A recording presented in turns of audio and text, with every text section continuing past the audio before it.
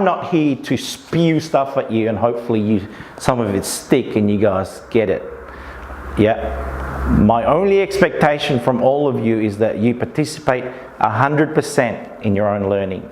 And if at the end of this, all you did was watch me and listen to me and make no change in your life, then you've wasted the hour and a half that we're going to have. The expectation is that you take something and you practice it. Does that make sense? Yep. Feel free to say yes at any time when I ask you a question. Does that make sense? Yes. Yes. This is what adults do eventually when they get past this. Oh, he might reject me.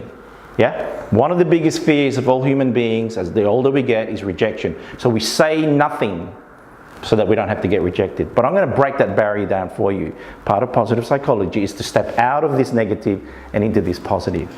Okay, and sometimes it just needs a bit of a shove to do that. And if you're here, then that's what you're going to get from me. Is that cool? Yes.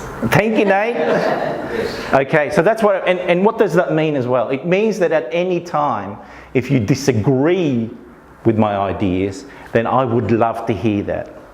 Okay, because that means that you processed it and you come up with your own conclusion. So please find this space as private, apart from that camera there, but in that sense of you're allowed to express your thinking, because adults learn better by actually talking about stuff. So that's the processing internally and then externally getting it out so we can get a reinterpretation of what we thought we meant. Does that make sense? Yes. Yep. So you are allowed to, yes, keep going with a yes. And you're allowed to disagree with me. Yeah? Because there is no real, I'm going to tell this now, there is no such thing as right or wrong, or even good or bad when it comes to human functioning. The most important thing that you need to think about is it effective for who you are and who you want to be ultimately.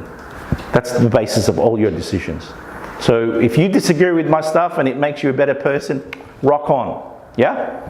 A lot of the times we just disagree for the sake of disagreeing, or we agree for the sake of agreeing, because it's the good thing to do. But you took your time to come here after work or wherever you've spent a majority of your day, so take value from it. And like I said, the value that you're going to get from it is if something changes at the end of the day. That's the only value you should measure. Yeah? Otherwise, you just watched a fascinating person talk about a fascinating topic. That's all it is. And if you want to do that, there are many other better doco makers out there, because that's all it is. If you're going to learn but take nothing from it, you've learnt nothing. That's ultimately. Something has to change within you for learning to really occur. All right, I spent 15 years in the learning development role, so that's kind of like what I know to be a truth in adults and human beings after all. So let's move on. Today we are talking about another component of mindfulness. Mindfulness is one of the big tools we use for positive psychology, because there are 3 skills when it comes to positive psychology kicking in. The first one is awareness. You must have a strong skill in awareness. The second one is you must have the capability to make the behavior change. That's the second skill. And the third skill is you must have resilience to cope while change is happening in your life. So those are the 3 skills that we help you with. So today we're doing a second part. There will be 3 parts of mindfulness. The first one we did last month, which is on what is mindfulness itself. And like I said, if you want to know more about that, there's a series of videos, because we've cut them short, on YouTube under Amazing Form Academy. This is from the last session, and this is where this video is going as well.